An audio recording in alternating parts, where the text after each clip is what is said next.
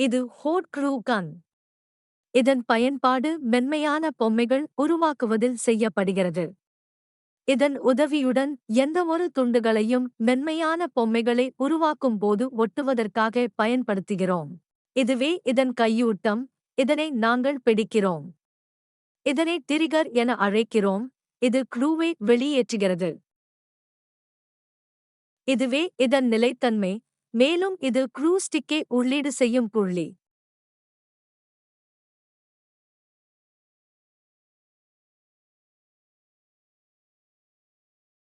இந்த வகையில் க்ளூ ஸ்டிக்கையே உள்ளீடு செய்யப்படுகிறது.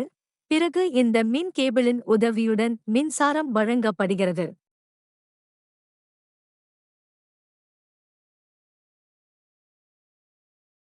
இதுவே நோசில்.